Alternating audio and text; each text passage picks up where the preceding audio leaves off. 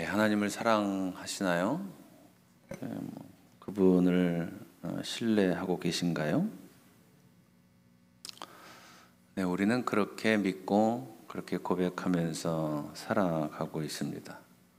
내가 믿는 하나님은 소망이 되신 분이시고, 내가 믿는 하나님은 기쁨을 주시는 분이시며, 내가 믿는 하나님은 늘 나를 이해해 주시고, 늘 나를 돌봐주시고, 늘 나와 함께 해주시고, 그리고 나의 구원의 보증자가 되시는 분이야.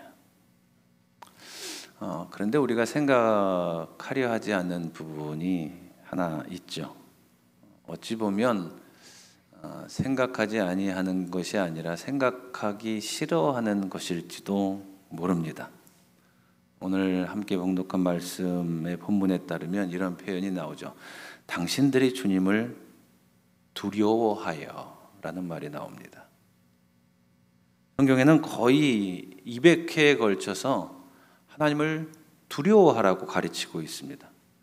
그런데 우리는 사실 두려운 하나님에 대해서는 별로 생각하고 싶지 않아 합니다.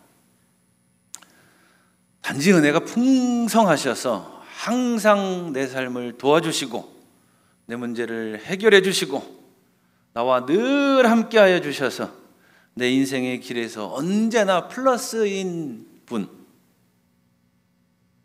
내 삶에 방해가 되지 않는 분으로서의 하나님의 모습을 기억하면서 살아가려고 한다는 것이지요.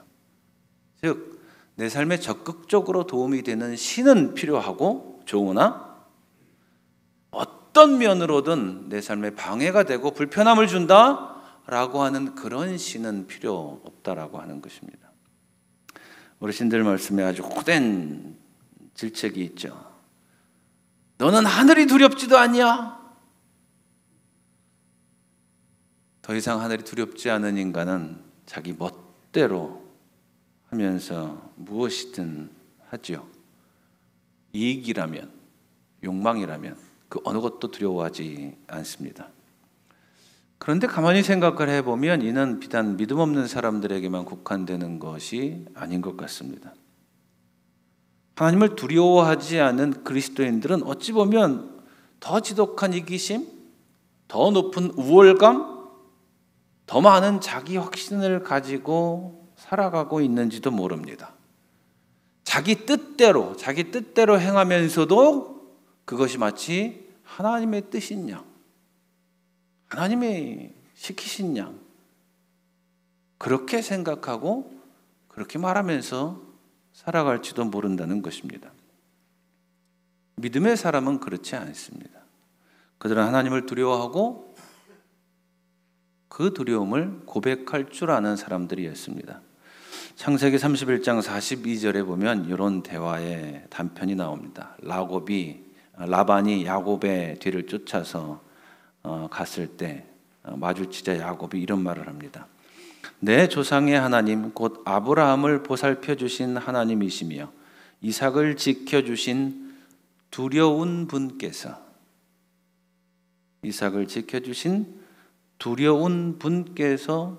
저와 함께 계시지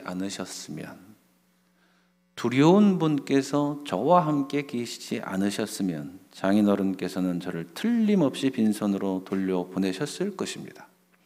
그러나 하나님은 두려운 분은 제가 겪은 고난과 제가 한 수고를 몸소 살피시고 어젯밤에 장인어른을 꾸짖으셨습니다. 나와 함께 하신 두려운 하나님이 나를 살피셨고 나와 함께 하셨고 나를 도우셨다라고 하는 담백한 증언입니다. 나를 지켜주신 분은, 나를 살펴주신 분은 사랑의 하나님도 아니요, 은혜의 하나님도 아니요, 용서의 하나님도 아니라 두려운 하나님이셨다. 그분이 나를 이렇게 나의 인생의 여정 가운데 함께 하셨다. 이런 고백을 보면 그렇게 믿는 자들은 가장 먼저 하나님을 두려워할 줄 알아야 합니다. 그렇다면 하나님을 두려워한다는 것, 그 두려움의 의미는 무엇일까요? 무서운 공포? 무언가에 직면했을 때 몸이 굳어버리고 감정이 흔들리는 그런 종류의 것? 우리가 인생을 살아갈 때 파괴적인 일을 겪어낼 때의 그 마음, 그 감정? 그런 거 아닙니다. 그런 파괴적인 두려움을 이야기하고 있는 것 아닙니다. 하나님을 두려워한다는 것은 그분께 경외감을 가지고 다가서며 그분의 말씀인 그 진리를 마음의 중심에 놓고 살아간다라고 하는 것입니다. 출애굽기 3장에 보면 이런 표현이 나오죠. 떨기나무 가운데로부터 나오는 불꽃 안에서. 이거 하나님의 현현을 설명하는 표현입니다. 그 하나님을 현현할 때 모세는 신발을 벗고 경외감을 가지고 그분께 다가섰습니다. 그렇게 경외하는 마음을 가지고 하나님께 다가서는 삶을 살아갈 때 우리는 하나님을 두려워한다 라고 표현할 수 있는 것입니다.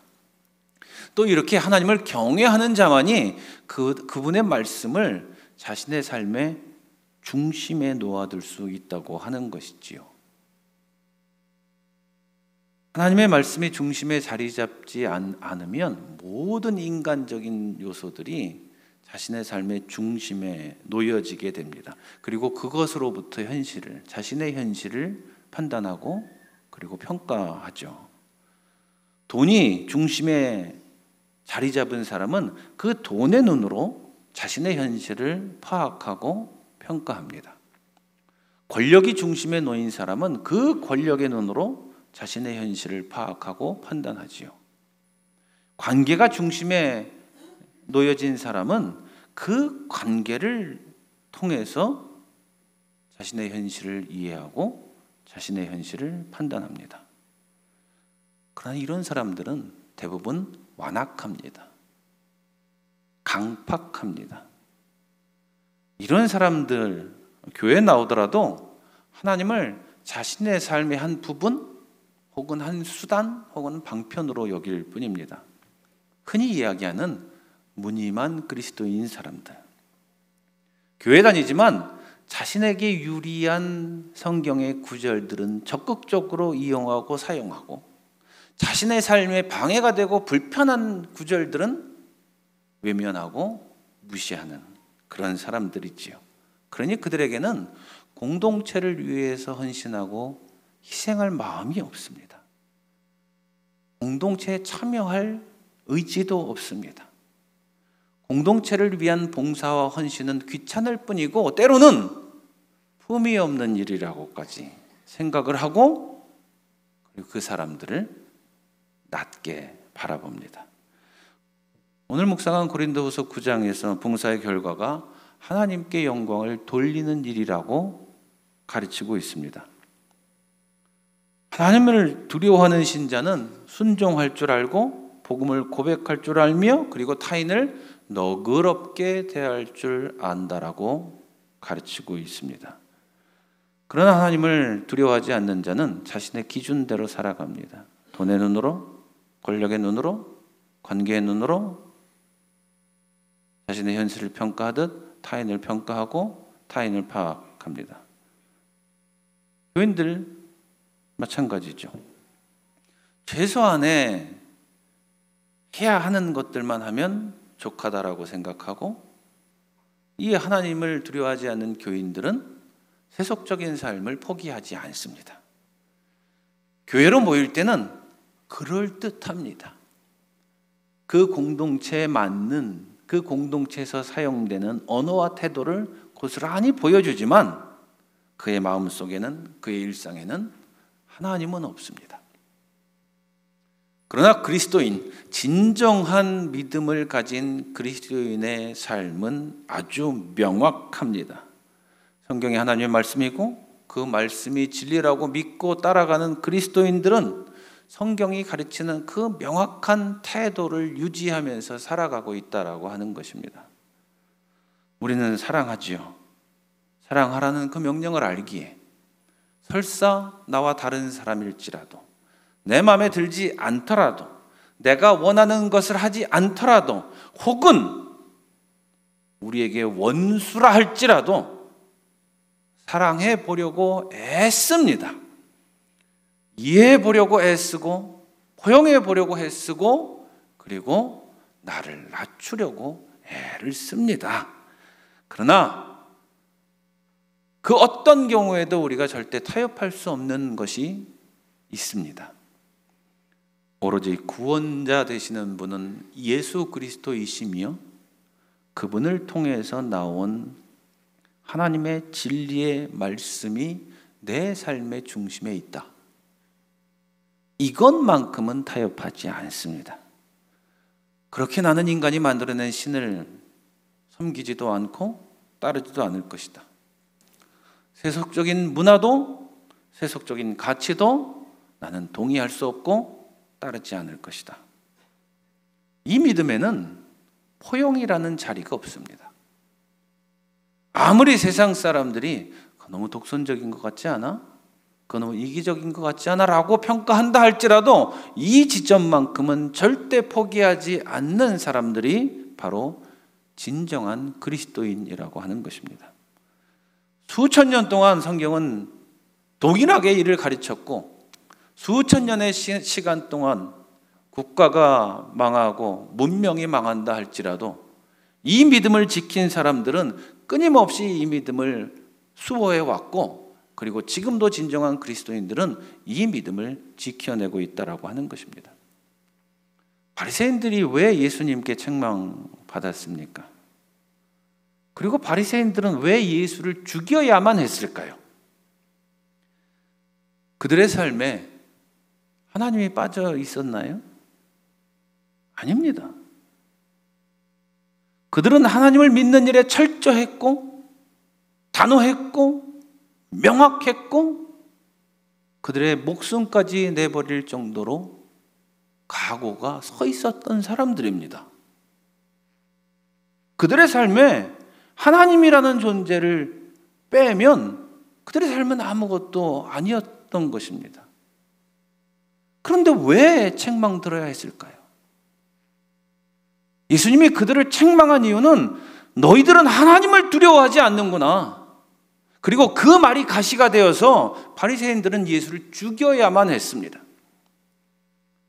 자신들이 믿는 신앙의 방식, 자신들이 선호하는 하나님의 모습, 자신들이 고수하는 생활의 태도, 이것이 중요했던 것이지 하나님께서 나에게 무엇을 요구하시는지는 별 관심이 없었습니다. 왜? 하나님이 두렵지 않으니까. 그런데 바로 그 지점을 찔리자 예수는 제거의 대상이 될 뿐이었습니다. 어찌 보면 우리도 마찬가지 아닐까요? 하나님의 불편한 속성을 제거해야, 적어도 그렇게 적극적인 노력은 하지 않더라도 소극적으로라도 무시하고 외면해야 내 삶이 편하니까. 그렇게 나에게 플러스 되는 것들만 생각하고 받아들이면서 교회 다니고 있지는 않을까요?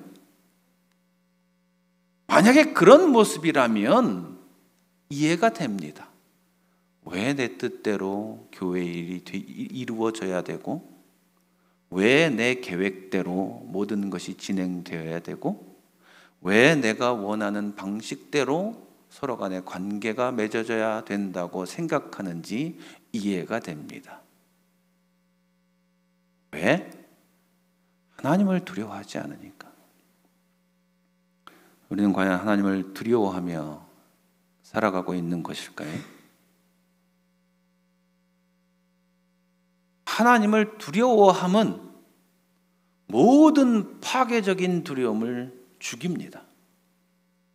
강한 사자가 모든 것들을 지배하듯이 세상으로부터 튀어나오는 그 모든 파괴적인 두려움을 죽여버립니다. 이 하나님에 대한 두려움은 우리로 하여금 하나님께 더 가까이 다가서도록 밀어주는 것이지 하나님으로부터 도망가게 하는 것이 아닙니다. 또한 이 하나님의 두려움은 우리들에게 놀라운 선물을 가져다 줍니다. 그것이 바로 지혜입니다.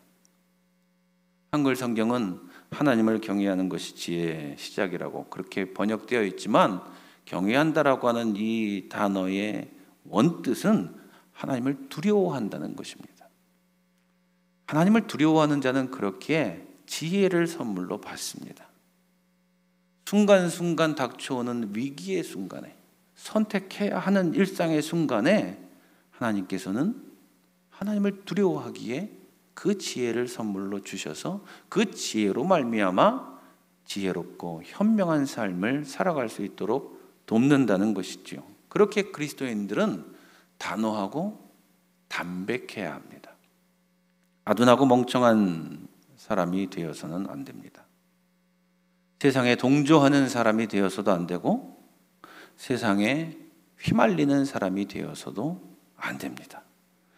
또한 세상에 어리석게 이용당하는 자가 되어서도 안 됩니다.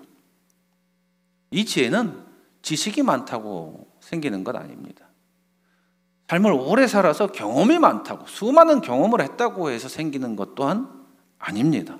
오직 하나님을 두려워하고 그 하나님의 말씀을 자신의 삶의 중심에 놓일 때 선물로 받는다라고 하는 것입니다. 그렇기에 그 지혜로 일상을 보낼 수 있고, 그렇게 그 지혜로 단호하고 담백한 사람이 될 수 있다고 하는 것입니다. 시편 기자는 31편 19절에서 이렇게 고백합니다. 주를 두려워하는 자를 위하여 쌓아두신 은혜, 주를 두려워하는 자를 위하여 쌓아두신 은혜, 하나님은 준비가 되셨습니다. 우리들에게 각양각색의 은혜의 표현을 하실 준비가 되셨습니다. 우리들의 삶에 가장 필요한 것들을 주실 준비를 하고 계신 분이십니다. 곧 죽게 피하는 자를 위하여 인생 앞에 베푸신 은혜가 어찌 그리 큰지요. 그 하나님을 두려워하여 주님께 다가서면 언제든지 우리들의 삶에 필요한 것들이 주어질 수 있다라고 하는 것입니다.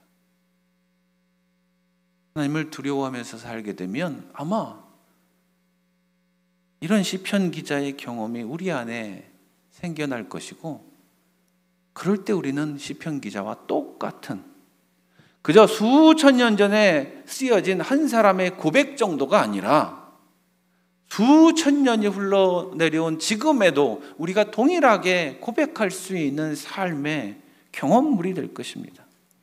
내가 하나님을 두려워하면서 살았더니 하나님께서 나에게 이렇게 인생의 고비마다 놀라운 것을 허락하셨고 무너지지 않고 망가지지 않게 살게 하셨구나. 정말로 하나님의 은혜가 큰 거였구나. 이런 고백을 시편 기자와 동일하게 하게 될 것입니다. 하나님을 두려워하시기 바랍니다. 하나님을 두려워하기에 말과 행동을 조심하시기 바랍니다. 모든 것이 하나님의 은혜였다라고 당당하게, 담대하게 모든 사람들 앞에서 고백할 수 있는 그 은혜의 자리에 설 수 있는 지체들 되시기를 우리 주 예수 그리스도의 이름으로 축원합니다.